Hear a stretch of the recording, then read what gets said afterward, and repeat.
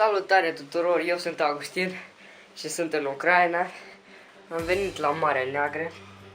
Acum sunt în cameră, stau cu fratele meu. Am venit să iau fotoaparatul și să ne scăldăm. Afară e frig, undeva la vreo 27 de grade, dacă nu mă înșel. Dar eu mă scap că e tare fain. Deci, să-mi iau șlapi și să mergem pe hol. Bă, am nisip în cap. Te las că nu nimic. Avem și pat care stă pe apă. Nu știu, cred că să luăm. Păi cum, asta e a doua zi la mine, dar voi vedeți asta ca și cum cafea, mă zic. Da, nu-i bani. Mergem. Acum mergem la mare, ați vedeți și voi. Doar că afară e vânt și nu știu cum. E foarte vânt chiar. Da, e vânt. Da, noi așa ne scăldăm, noi suntem deprinși. Uitați-vă aici, este ce vrei, topogan, caz în basen. Puțin ia nu arată. Toate sunt aici. Aici e parcare. Bă, mi se descarcă baterie. Dar nu e nimic. Să filmăm și mâine. Da. Cum mergem acasă. Acuș.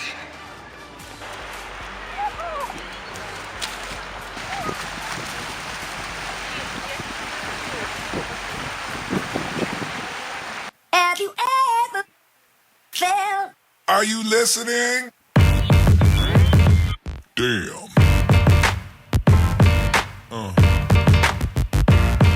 Yeah. Yeah. Nu ați mă cum fug așa pe plajă. M-ați nu sărăchesc, oameni.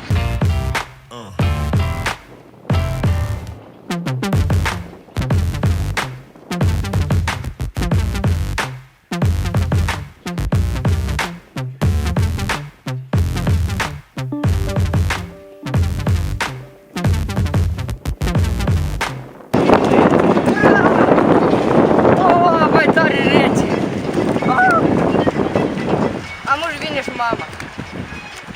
Dar ei nu vrea să calde. Apa că nu-i sărat. Doi, așa.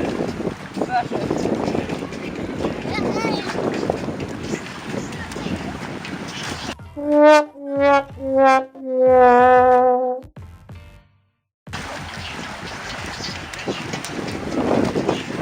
Mama, apucă din asta.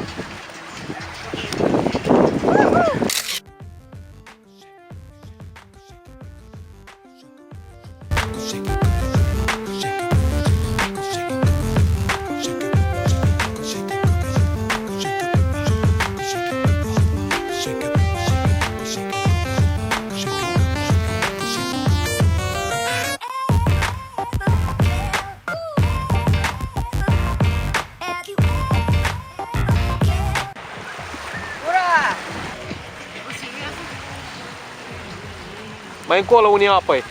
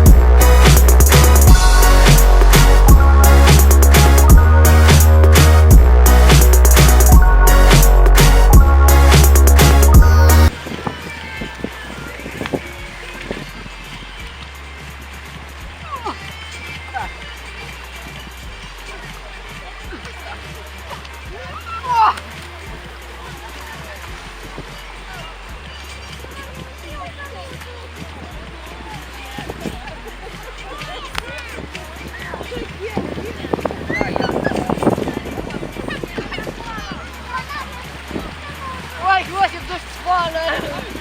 Ui, și eu Piscinarii! Dați-vă o meduze! Nu faci nică, dar sunt o grămăzime meduze. Da, e ca tare caldă apa, dar nu ni fric.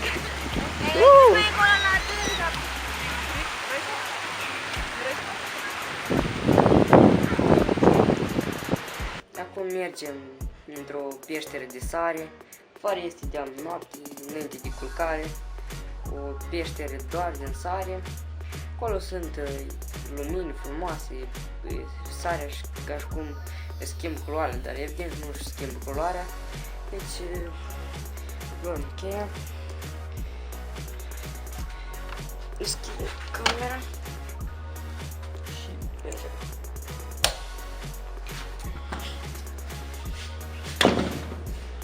Aceasta ca tare este ziua a doua în care sunt aici la odihnă la mare. Uite, am întâlnit, dar nu nimic. Vă nu mă vedeți, dar mă auziți. Asta e a doua zi, doar ca și cum e prima zi în care o vedeți voi și am să mai filmez și mâine. Da, pentru că nu stric. Deci, haideți, asta să filmez de-am că nu lasă un peșter.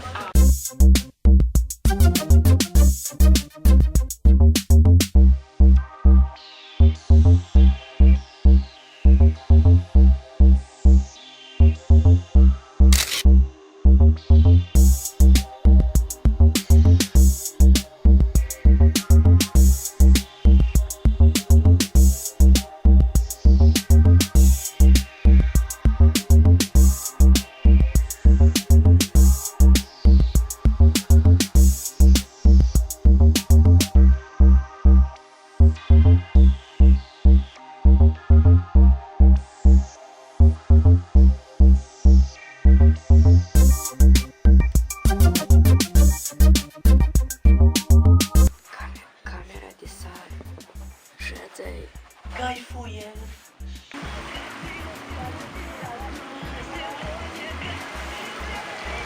Salutare tuturor!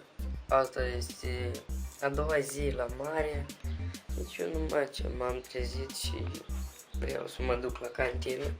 Pentru că la 8:30 micul dejun. La ora 1 prânzul și la ora 7 cina. Deci eu mă duc să mănânc și eu știu, am să mai filmez iarăși la mare și multe alte chestii. Ziua aceasta n-am filmat nimic pentru că odată nu am pus să înregistreze, odată nu era cardul și tot așa, deci n-am filmat, am să vă spun ce am făcut. Azi m-am sculat de dimineață, am fost să mănânc și apoi am venit și m-am culcat că mi-era somn. Deci m-am trezit la ora 8:30, asta e micul dejun și la 9 am venit și m-am culcat înapoi. Și apoi iarăși la ora 1:30, iar mâncarea. Până când mă uitam la televizor, este televizor, internet nu e cum este Wi-Fi, dar e securizat. Și ia că așa am făcut. Deci am mai și apoi pe la ora 4 sau 5 am fost la mare, m-am scăldat un pic și apa era cam rece, dar făceam o viteză și mă duceam așa în apă, mă stropeam și așa mă recoream. Apoi am cum se spune, am închiriat un fel de barcă care sunt pedale și ca la bicicletă trebuie să pedalezi și așa ne-am plimbat pe mare, n-am fost departe pentru că una obăsește, alta este regiune până unde te duci, că nu te duci chiar unde vrei. Și așa mi-am petrecut ziua, numai ce la ora 7 am fost să mănânc și am mâncat și totul e bine. Deci, haideți să vă arăt cum e pe aici, vă fac turul camerei, haideți să vedeți.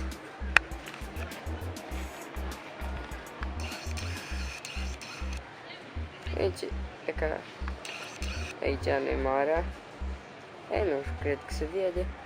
Aici sunt case, încolo e piața. Pe trec oameni. Da, dar oamenii acum nu merg. Aici haideți să fac turul camerei. E întuneric, stați să prind lumina. Aici n-am închis ușa. Așa. E bine. Turul camerei, deci cam e dezordine. Dar nu e nimic, e strașnic. Închidem ușa de la balcon. Aici e patul unde dorm eu. Ce doarme altcineva. Aici un scaun, o oglindă, puier, masă, 2 scaune, frigider, televizorul. Aici altă cameră, pat pentru 2. Aici e dulap. Asta e un, cum să-i spun, un fel de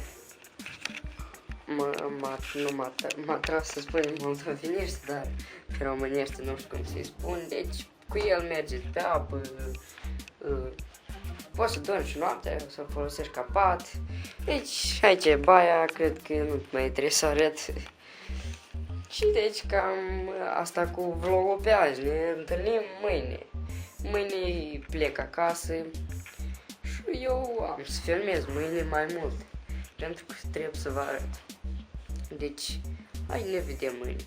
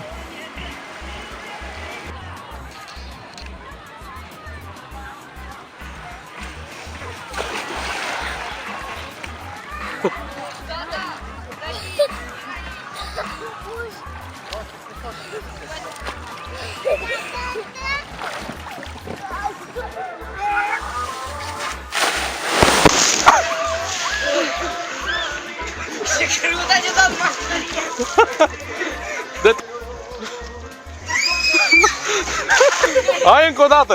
Deci variat așa.